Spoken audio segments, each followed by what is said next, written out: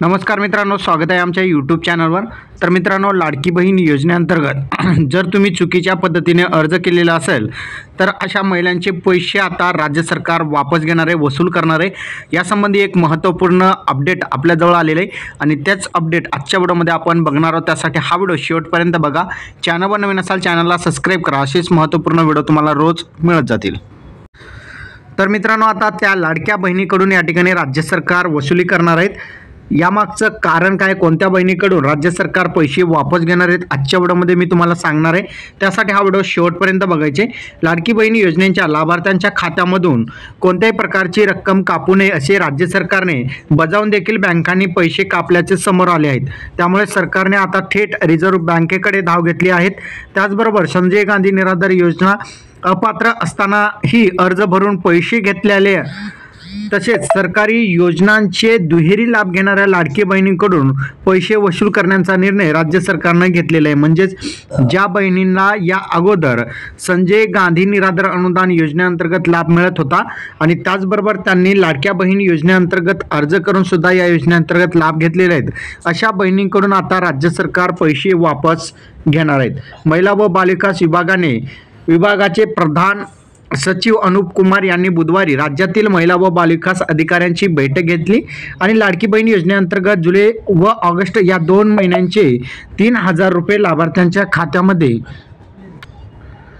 खात्यामध्ये जमा झाले आहेत। मात्र ही रक्कम लाभार्थ्यांना त्या खात्यातून न काढता येणे, कर्जाच्या थकीत हप्त्यामध्ये ही रक्कम जमा झालेली वगळती असे अनेक कारण या ठिकाणी प्रत्यक्षात उघडीस आलेलं आहे। त्यामुळे महिला लाभार्थ्यांना योजनेचा प्रत्यक्ष लाभ मिळत नसल्याचे चित्र राज्यात अनेक ठिकाणी आपल्याला पाहायला मिळालेले आहे। त्यानुसार अनेक महिलांनी तक्रारी सुद्धा केलेली आहेत। लाडकी बहीण योजनेच्या रकमेतून कोणत्याही प्रकारचे पैसे कापू नये अशी सूचना महिला व बालविकास विभागाचे सचिव डॉक्टर अनूप कुमार यांनी सर्व बँकांना केली होती।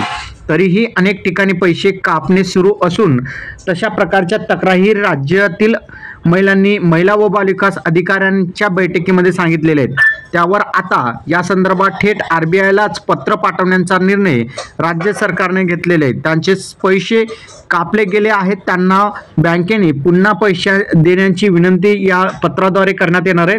त्याचबरोबर संजय गांधी निराधार योजनेचा लाभ घेणाऱ्या त्याचबरोबर शासनाच्या इतर योजनेतून अर्थसहाय्य मिळवणाऱ्या महिलांनी या योजनेअंतर्गत अर्ज केलेले आहेत आणि पैसे सुद्धा घेतलेले आहेत, अशा महिलांकडून राज्य सरकार आता पैसे वापस घेणार आहेत। काही ठिकाणी आपल्याला पुरुष असून सुद्धा अनेक लाभार्थ्यांनी अर्ज केलेले आहेत आणि त्या अंतर्गत लाभ घेतलेले आहेत। मुळशी तालुक्यातील एका पुरुषाने ज्यांचे नाव प्रीतम आहेत त्यांनी लाडकी बहीण योजनेत अर्ज भरून लाभ मिळवलेला आहे।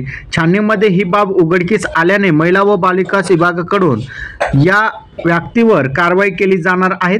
पुरुष असून सुद्धा लाडकी बहीण योजनेचा लाभ घेतल्याची घटना पुणे जिल्ह्यात या ठिकाणी घडलेली आहे। तर अशा प्रकारे अनेक जिल्ह्यांमध्ये पुरुष असून सुद्धा लाडकी बहीण योजनेअंतर्गत लाभ घेतलेले आहेत, अशावर सुद्धा कारवाई राज्य सरकारमार्फत केली जाणार आहे।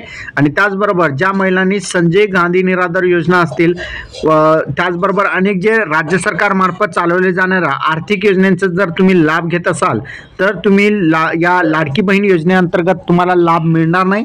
आणि जर तुम्ही लाभ घेतलेला असाल लाडकी बहीण योजनेअंतर्गत तर ते पैसे राज्य सरकार तुमच्याकडून वापस घेणार आहेत।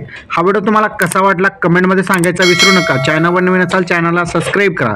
इथेच थांबूया। जय हिंद, जय महाराष्ट्र।